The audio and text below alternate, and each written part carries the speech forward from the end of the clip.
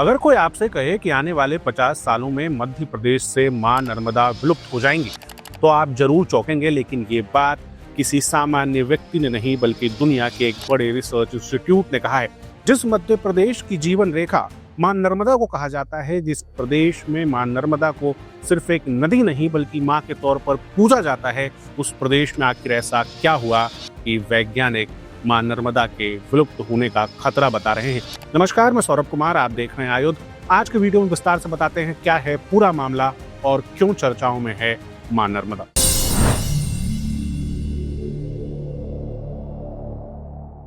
मध्य प्रदेश में मां नर्मदा की भूमिका एक नदी से कहीं ज्यादा है। वो न सिर्फ मध्य प्रदेश की जीवनदायिनी है, बल्कि मध्य प्रदेश की संस्कृति और आध्यात्म में भी उनका गहरा प्रभाव है। मध्य प्रदेश में लोग मां नर्मदा को एक देवी की तरह पूजते हैं और उनकी उत्पत्ति की कहानियां एक बेटी के तौर पर सुनाई जाते हैं। ऐसे में जब अमेरिका के वर्ल्ड रिसोर्स इंस्टीट्यूट ने एक रिपोर्ट पब्लिश की और उस रिपोर्ट में कहा कि दुनिया की 6 नदियां आने वाले 50 सालों में विलुप्त हो जाएंगी, तो उनमें से एक नाम मां नर्मदा का भी था।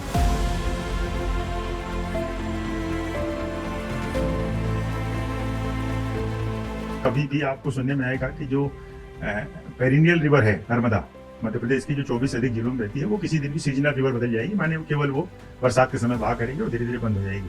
कारण आपने खुद ने बताया कि 2 पक्ष होते हैं किसी भी नदी को या वाटर बॉडी को समझने के लिए। एक पक्ष होता है मात्रात्मक, क्वांटिटेटिव, मात्रा कितनी है, और दूसरा होता है क्वालिटेटिव, गुणवत्ता, तो पानी जो है उसकी किस क्वालिटी का है।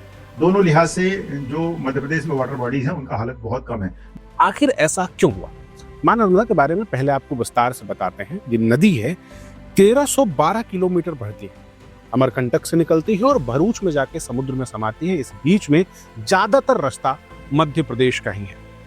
ये अपने इस रास्ते के दौरान ना सिर्फ 1.69 लाख हेक्टेयर जमीन को सींचती है, बल्कि 2 करोड़ से ज्यादा लोग मां नर्मदा के बेसिन में रहते हैं। पूरे भारत में 400 से ज्यादा नदियां हैं, छोटी बड़ी नदियां मिला के। इनमें से 200 से ज्यादा नदियां मध्य प्रदेश। मध्य प्रदेश को नदियों का मायका कहा जाता है, लेकिन इसी मध्य प्रदेश में लगातार नदियों के सामने अवैध उत्खनन के मामले दर्ज हो रहे हैं। जैसे कि सिर्फ पिछले कुछ समय का डेटा उठाते हैं, 2024-25 का डेटा देखते हैं, तो नर्मदा जी के आसपास 100 से ज्यादा अवैध उत्खनन के मामले दर्ज हुए। चंबल नदी में, मुरैना, भिंड और श्योपुर में अनेक अवैध उत्खनन के मामले दर्ज हुए हैं। इसके साथ ही इस तरह के मामले शिप्रा नदी के आसपास 20 से ज्यादा मामले और सोन नदी में 10 से ज्यादा मामले दर्ज हुए। ये इंसानों का लालच है जो नदियों के गर्भ में जाकर रेत निकाल लेना चाहता है ताकि कुछ पैसे कमा सके, लेकिन वो भूल जाता है कि अगर ये नदियां नहीं रहीं तो उसका स्वयं का अस्तित्व भी खतरे में पड़ जाएगा। मां नर्मदा के आसपास सिर्फ अवैध उत्खनन एकमात्र मामला नहीं है। अभी हाल ही में एनजीटी ने एक रिपोर्ट जारी करके सरकार को आदेश दिए थे कि नर्मदा जी के आसपास जितनी गतिविधियां हैं, इन सब की एक एक्सटेंसिव रिपोर्ट एनजीटी में शामिल की जाए, जिसमें कि बाढ़ क्षेत्र का सीमांकन और उसके आसपास जो अतिक्रमण हो रहे हैं उनको हटाना, सीवेज का पानी जो मां नर्मदा में जाकर के मिलता है उस पर पूरी तरह से रोक लगाना। कुछ सालों पहले ही सरकार ने प्रस्तावित भी किया था कि नर्मदा जी के आसपास 20 से ज्यादा एसटीपी बनाए जाएंगे, जिनमें सीवेज का पानी और कचरा ट्रीटमेंट के बाद ही नदी में जाएगा। लेकिन विपक्ष के नेता कांग्रेस ये आरोप लगाती हैं कि ये एसटीपी कभी बन ही नहीं पाई और इनमें से सिर्फ एक एसटीपी वर्तमान में काम कर रही है, वो भी नेमावर में और अपनी आधी कैपेसिटी। विशेषज्ञ भी इस बात को लेकर चिंतित है।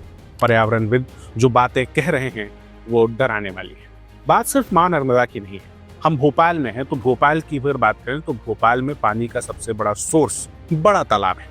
बड़ा तालाब का पानी विशेषज्ञ बताते हैं कि अब ग्रेड 3 तक पहुंच गया है और बिना ट्रीटमेंट के पीने लायक नहीं है।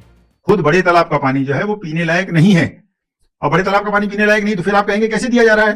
तो बात यह है कि वो पानी इसीलिए इतने लोग पी रहे हैं क्योंकि पानी सी कैटेगरी का है, जो पानी किसी तरह से ट्रीटमेंट करके पीने लायक बनाया जा रहा है, और पानी उस लिहाज पर पहुंच गया है कि उसके नीचे जब पानी और खराब होगा तो ये पानी किसी काम का नहीं रहेगा।